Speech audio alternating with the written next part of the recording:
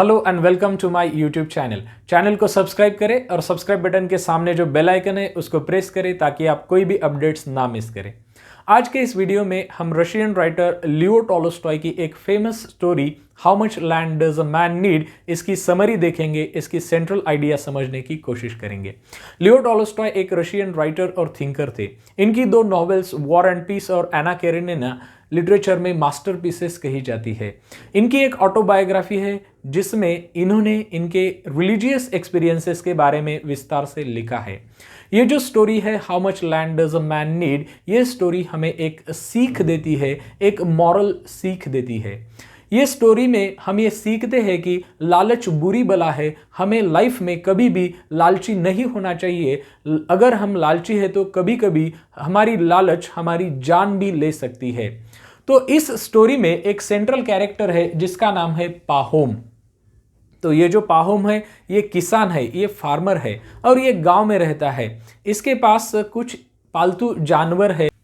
पाहोम के बीवी की एक बहन है जो शहर में रहती है और जब स्टोरी शुरू होती है तब हमें पता चलता है कि पाहोम के बीवी की बहन उनसे मिलने गांव चली आई है। तो ये दोनों बहनें बातें कर रही होती है और पाहोम इनकी बातें सुनता है।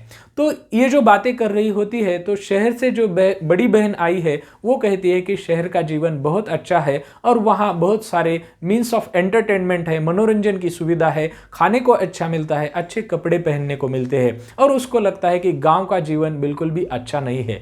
लेकिन उसकी बहन उससे सहमत नहीं है। वो कहती है कि गाँव का जीवन यानी कि उनका जीवन भी अच्छा है, उनको वहाँ काम करने को काम है और लेकिन वो खुश है, ऐसा वो कहती है। तो जैसे ही इनका कॉन्वर्सेशन चलता है तो पाहोम सुनता है और पाहोम के मन में ऐसा विचार आता है कि शायद उसके पास उसकी अपनी बहुत सारी ज़मीन हो। अगर उसके पास बहुत सारी ज़मीन हो तो वो डेविल से भी यानी कि शैतान से भी वो नहीं डरेगा, उसको किसी का भी डर नहीं लगेगा। तो ऐसे वो बोस्ट करता है। तो उसकी बात डेविल वहीं पर पीछे बैठा होता है और वो सुनता है। तो ये जो डेविल है, ये डेविल इस स्टोरी में सुपर नेचुरल कैरेक्टर है। तो जब डेविल पाहोम की बात सुनता है तो डेविल ये सोचता है कि ये डेविल उसको यानी कि पाहोम को सबक सिखाएगा। एक दिन उसके पास उसकी खुद की बहुत सारी जमीन तो होगी लेकिन उस पर यानी कि पाहोम पर डेविल की हुकूमत चलेगी और वो पाहोम डेविल से डरेगा ही, ऐसे डेविल सोचता है। अब क्या होता है कि उसी गांव में एक महिला होती है और उसके पास बहुत सारी जमीन होती है, वो लैंड ओनर होती है। तो लगभग 300 एकड़ 300 एकर्स उसके पास जमीन होती है। अब उससे तो वो जमीन संभाली नहीं जाती, तो वो एक आदमी को, एक रिटायर्ड फौजी को, सोल्जर को उस जमीन का एक स्टेट मैनेजर कह के रखती है। अब वो जो सोल्जर होता है, जो प्रॉपर्टी का वो पूरी देखभाल करता है, वो लेडी के, महिला के प्रॉपर्टी की देखभाल करता है, तो वो बाजू वाले लोगों से, किसानों से बहुत सारा फाइन यानी कि दंड वसूल करता है। तो अगर उसकी जमीन पर किसी के जानवर गए तो वो क्या करता है, वो फाइन लगाता है। तो ऐसे ही बहुत बार पाहोम का कभी कोई मान लो कुछ घोड़ा, इसकी कुछ गाय या फिर भैंस अगर उसकी जमीन में गई तो वो जो स्टेट मैनेजर होता है वो फाइन लगाता है। फाइन यानी दंड, कुछ पैसे वसूल करता है। पाहोम इससे परेशान हो जाता है। लेकिन एक दिन उसको ये खबर मिलती है कि वो जो लेडी है वो उसकी पूरी जमीन बेच रही है और उसको ये भी पता चलता है कि गांव के कुछ लोग वो जमीन खरीदना चाहते हैं। लेकिन ऐसा होता है कि सभी लोग मिलकर उसकी पूरी जमीन नहीं खरीद सकते, तो कुछ लोग थोड़ी थोड़ी करके जमीन लेते हैं। तो पाहोम भी कुछ जमीन लेने की सोचता है। पाहोम के पास जितने भी पैसे हैं वो पैसे मिला के कुछ उसके जो मवेशी यानी कि जानवर है, पालतू जानवर, वो बेच के और उसका जो ब्रदर इन लॉ है यानी कि उसके बीवी के बहन का पति, तो उससे कुछ पैसा उधार लेके तो वो ऐसे कुछ पैसे इकट्ठे करता है और वो लेडी को देता है। वो आधे ही पैसे होते हैं हालांकि, और वो लेडी से प्रॉमिस करता है कि बचे हुए पैसे वो 2 साल में चुकाएगा। और वो 40 एकर्स दैट इज वो 40 एकड़ जमीन उस लेडी से आधे पैसे देकर खरीदता है और उसको ये वचन देता है कि 2 साल में वो बाकी के पैसे चुकाएगा। अब उसकी खुद की जमीन होती है, 40 एकड़ उसकी जमीन होती है, तो वो वहां फसल उगाता है, गेहूं उगाता है, कॉर्न उगाता है और बहुत अच्छी फसल आ जाती है और उसका लाइफ अच्छे से बीतता रहता है। तो उसके पास एक ही साल में इतना पैसा आ जाता है कि वो उस महिला के पैसे, जमीन के जो आधे पैसे रहे होते हैं वो भी चुकाता है और उसके ब्रदर इन लॉ से जो पैसे उसने उधार लिए होते हैं वो भी चुका देता है। अब उसके पास खुद की जमीन है, किसी का कर्जा भी नहीं है, तो वो अब खुशी से रहना चाहता है, वो रहता भी है कुछ दिन। लेकिन क्या हो जाता है, उसकी जमीन पर बाजू वाले जो लोग होते हैं वो उनके मवेशी यानी कि उनके पालतू जानवर, भैंस, गाय या फिर भेड़ बकरे वो चराने को वहां लेके आते हैं। तो पाहुम इससे परेशान होता है। हालांकि पाहुम को ये पता होता है कि ये लोगों के पास जमीन नहीं है और ये मजबूर है और इनके जो मवेशी है, इनके जो जानवर है, इनको खाने को कुछ नहीं, इसलिए वो उनके जानवर यहाँ लाते हैं। लेकिन फिर भी वो परेशान हो जाता है। ऐसे बहुत बार होता है। तो कोर्ट में वो कंप्लेन करता है और 2-3 लोगों को कोर्ट फाइन लगाता है। लेकिन फिर भी लोगों की हरकतें रुकती नहीं और पाहुम जैसे ही एक दिन उसके खेत में गया होता है तो उसको ये उसके दृष्टि से पड़ता है कि उसके 5 पेड़ किसी ने तो काटे हैं। तो वो लाइम यानी कि लेमन के पेड़ होते हैं और उसको लगता है कि ये पेड़ साइमन नाम के एक व्यक्ति ने काटे हैं। तो साइमन के खिलाफ वो शिकायत दर्ज करता है। हालांकि कोर्ट कहता है कि साइमन के खिलाफ कुछ भी सबूत नहीं है, तो कोर्ट साइमन को ऐसे ही छोड़ देता है। तो ये पाहुम को बहुत गुस्सा आ जाता है। इस पर पाहुम गुस्सा होता है।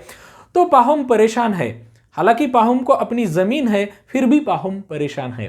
और एक दिन क्या होता है, एक पीजेंट यानी कि एक किसान पाहुम के गांव से वो जा रहा होता है और किसी कारणवश वो रुकता है, पाहुम से मुलाकात करता है और बातों बातों में पाहुम को उससे जानकारी मिलती है कि वो व्यक्ति एक ऐसी जगह पर जा रहा है जहां अच्छे दाम में बहुत सारी जमीन मिल सकती है, वहां बहुत सारी उपजाऊ जमीन है और वो बहुत सस्ते में मिल सकती है। और वो व्यक्ति पाहुम को बता देता है कि उसके गांव के बहुत सारे व्यक्ति उनका अपना गांव छोड़कर वहां जाकर बस रहे हैं और वो वहां जो जमीन है वो जमीन में काम कर रहे हैं।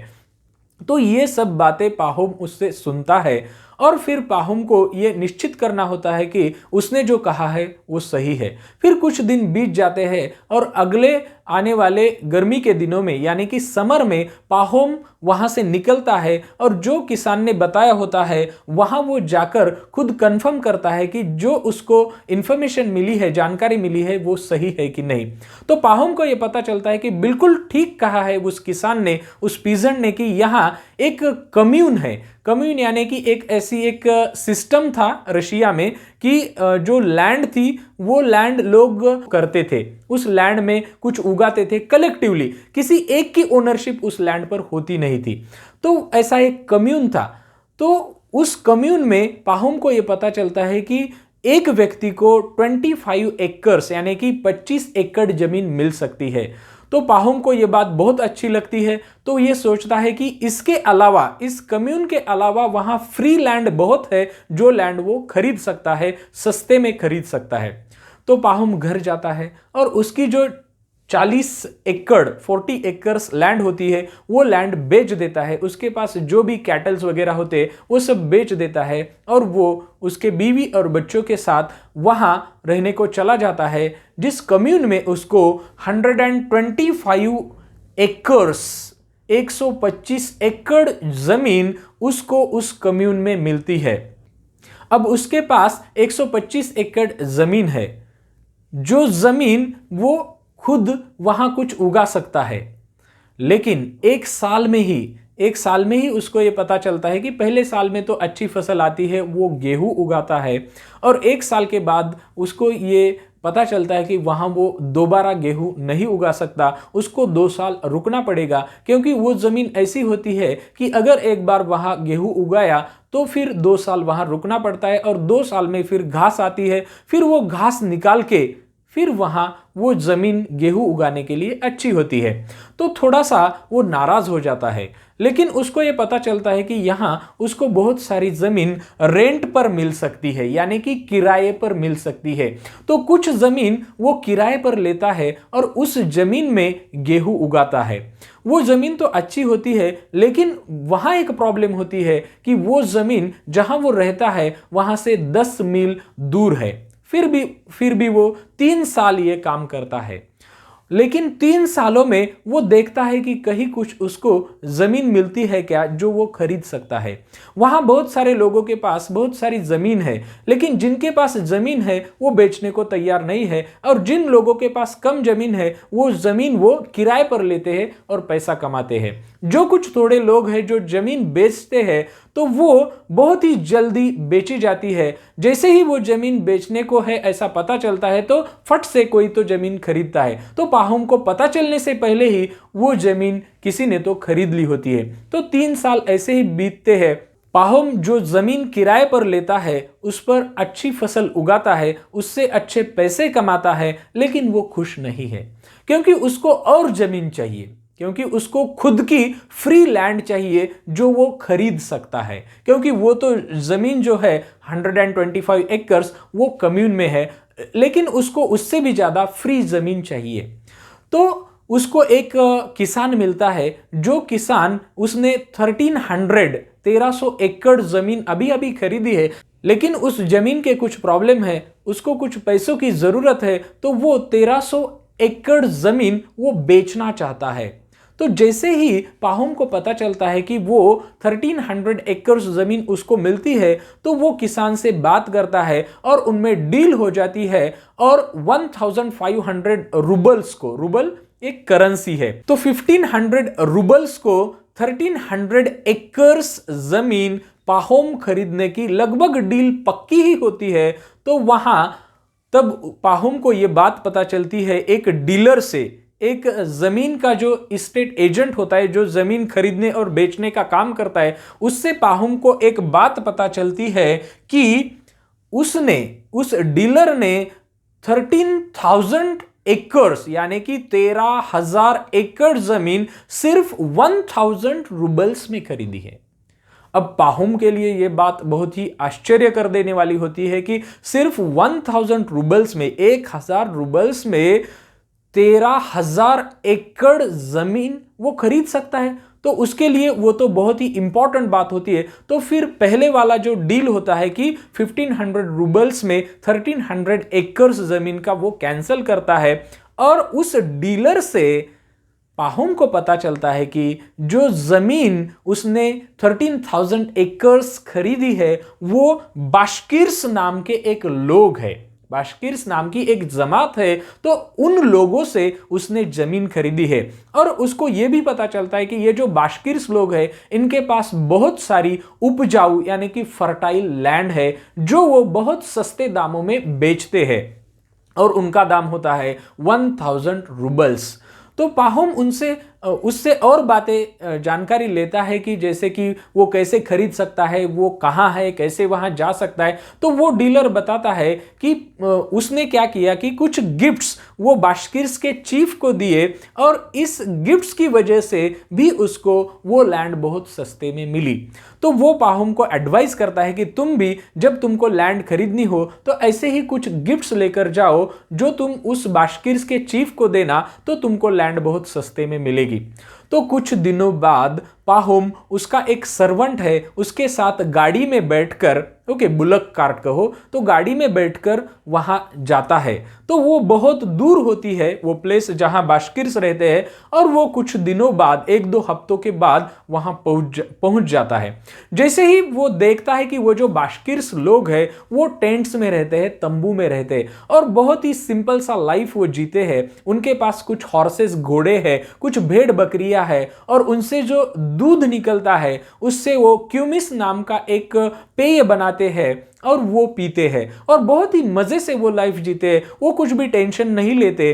तो ऐसा सब वो देखता है, और एक बात वो नोटिस करता है कि इनकी जो लैंड है, ये लैंड ज्यादा, इस लैंड पर, जमीन पर वो लोग खेतों में काम नहीं करते, तो ये सब नोटिस करता है और जाते समय रास्ते में पाहोम क्या करता है कि कुछ गिफ्ट्स खरीदता है, जैसे कि वो चाय खरीदता है, फिर एक ड्रेस खरीदता है, अच्छा सा एक ड्रेस भी खरीदता है और कुछ शराब की बॉटल्स भी खरीदता है। तो ये सब गिफ्ट्स लेकर वो जाता है और जैसे ही वहां जाता है वो बाश्कीर लोगों में वो गिफ्ट्स बांट देता है। अभी वो जो बाश्कीर्स लोग हैं इनको रशियंस लैंग्वेज आती नहीं, तो वहां एक इंटरप्रेटर होता है, तो इंटरप्रेटर की मदद से वो एक दूसरे से कम्युनिकेशन करते हैं। अब जब वो पाहोम गिफ्ट्स देता है तो वो लोग बहुत खुश हो जाते हैं और वो खुश होकर पाहोम को अच्छा खाना खिलाते हैं, पाहोम को मटन खिलाते हैं, क्यूमिस पिलाते हैं, तो पाहोम भी बड़ा खुश हो जाता है। अब वो लोग कहते हैं कि तुमने हमें इतने अच्छे गिफ्ट्स दिए और हम बहुत प्रसन्न हुए, अब तुम बताओ कि तुम्हें क्या चाहिए जो हमारे पास है और जो तुम्हें चाहिए, अब तुम बताओ कि तुम क्या चाहते हो, तुम्हें क्या पसंद है जो हमारे पास है। तो पाहोम कहता है कि मुझे तुम्हारी जमीन बहुत पसंद है, तुम्हारी लैंड बहुत पसंद है। तो वो कहते हैं कि ठीक है, तुम्हें जितनी चाहे उतनी जमीन मिल सकती है। तो पाहोम थोड़ा आश्चर्य उसको होता है और कहता है कि जितनी चाहिए उतनी यानी कि क्या। तो वो लोग आपस में कुछ बातें कर रहे होते हैं और वो कह रहे होते हैं कि हमारे चीफ से हमें परमिशन लेनी चाहिए कि ये जो व्यक्ति आया है इसके साथ ये जमीन का डील करते हुए। तो तभी वहां बाश्कीर्स के चीफ यानी कि प्रमुख, उनके सरदार आ जाते हैं, सभी लोग उठकर खड़े हो जाते हैं और फिर वो इशारा करता है कि तुम बैठ जाओ। फिर वो चीफ को बताया जाता है कि ये जो आदमी आया है वो किस लिए आया है वगैरह सब बातें बताई जाती है।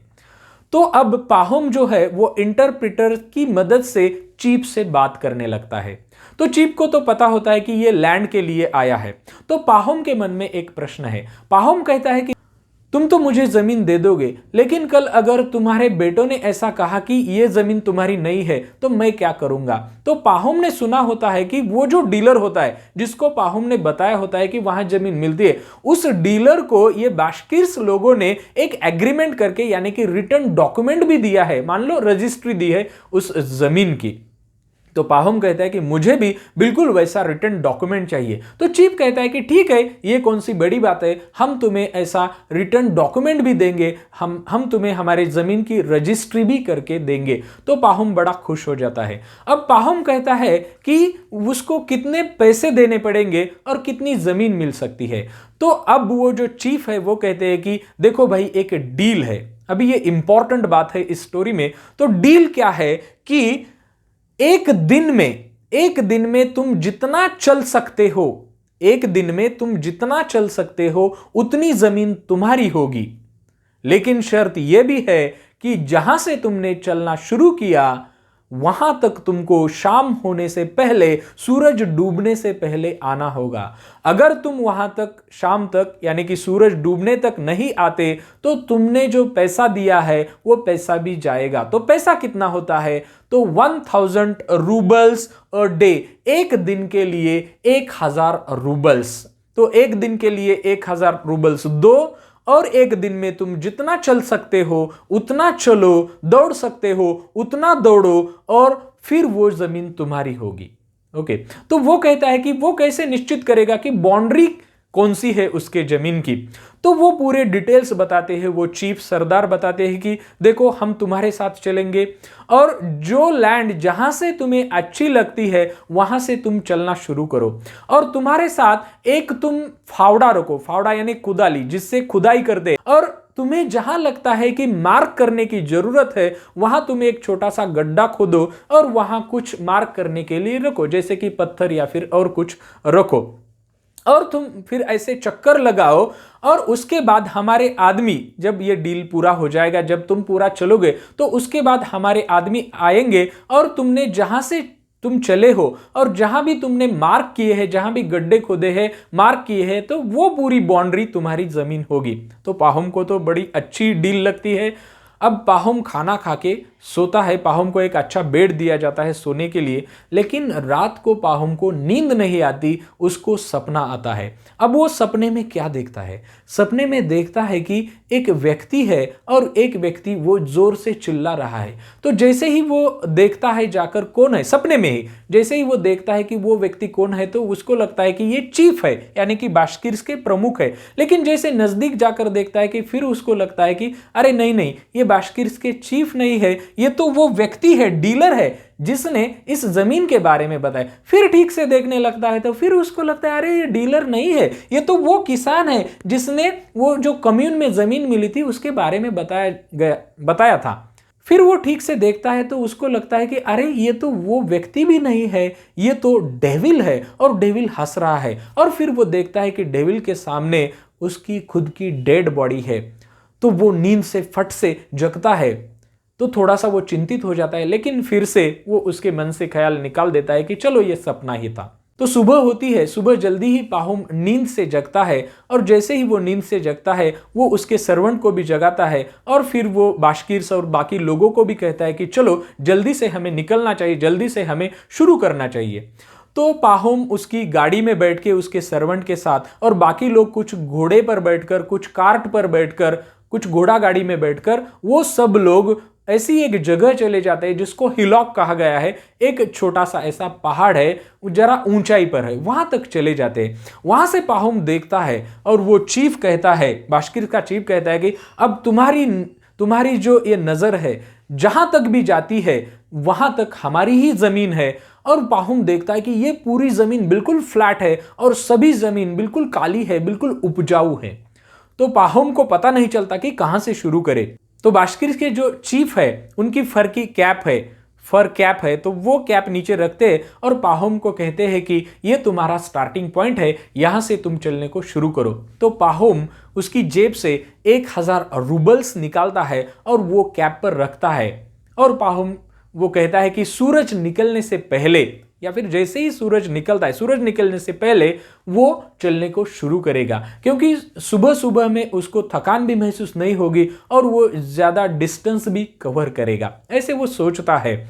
और फिर पाहुम उसका कोट निकालता है और इनर कोट रहने देता है। उसके पास खाने के लिए वो कुछ ब्रेड यानी कि रोटी भी लेता है, पानी भी लेता है, और उसके कमर में एक बेल्ट है, वहां वो पानी की बोतल बांधता है और पाहुम चलता है। सुबह का वक्त है, सूरज भी नहीं निकला है, अभी सूरज निकलने वाला है और पाहुम चलने लगता है। उसके पास एक स्पेड यानी कि एक फावड़ा है, जिससे वो अगर लगे उसको वहां मार्क करना है, कहीं से उसको मुड़ना है तो वो वहां मार्क करेगा।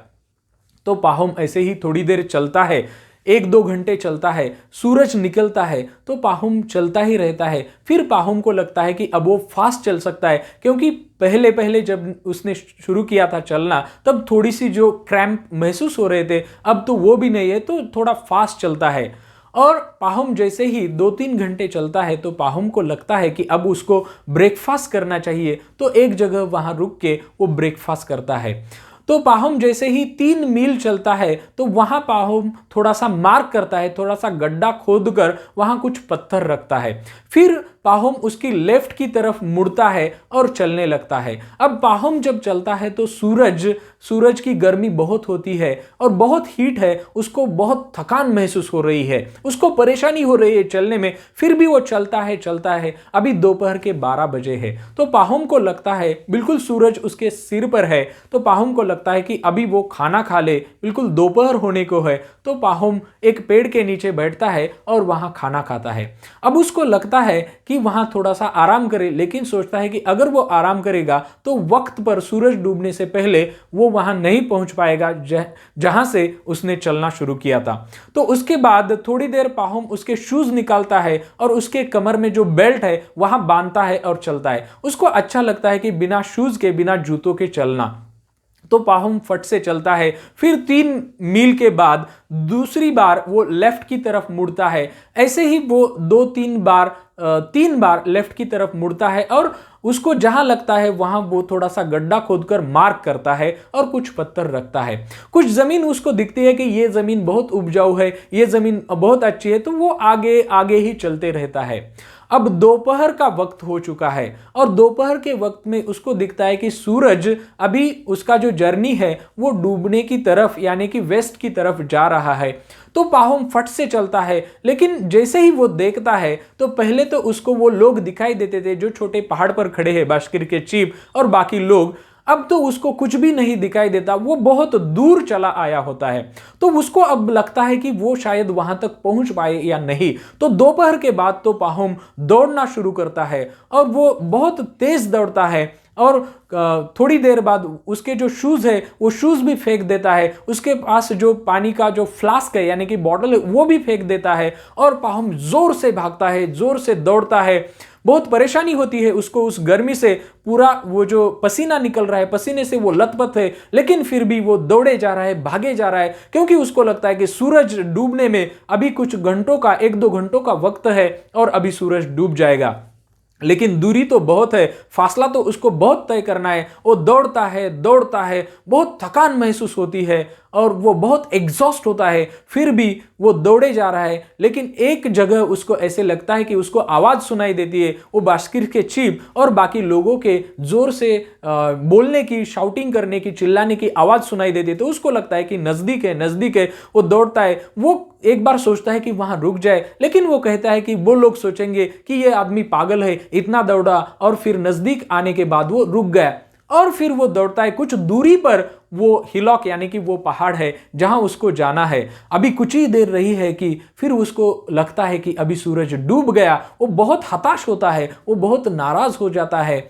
लेकिन वो सुनता है कि वो लोग अभी भी चिल्ला रहे, शायद वो कह रहे, उसको पुकार रहे कि आओ आओ। फिर उसको लगता है कि वहाँ जो हिलॉक है यानी कि वहाँ जो पहाड़ है वहाँ से उनको तो सूरज दिखाई देता होगा। तो वो फिर से कुछ एनर्जी जुटा के वो दौड़ता है और कैसे तो करके वो नज़दीक आ जाता है, वो पहाड़ की तरफ आ जाता है और वहां उसको वो कैब दिखती है जिस पर उसने पैसे रखे हैं और जो कैब पकड़ के बाशकीर के चीफ बैठे हैं। तो बिल्कुल वो नजदीक आता है और जैसे ही वहां आता है वो नीचे गिरता है। तो वो बाशकीर का चीफ और बाकी लोग बहुत खुश हो जाते हैं और वो कहते हैं कि कितना अच्छा आदमी है, देखो इसने इतनी बड़ी दूरी तय कर ली और ये यहां तक आया। तो फिर वो पाहुम का जो सर्वेंट है उसको उठाने जाता है पाहुम को, तो वो उठता नहीं, वो अनकॉन्शियस हुआ है और उसके मुंह से खून बह रहा है। तो वो चेक करता है तो उसको समझता है कि ये मर गया है, पाहुम मर गया है।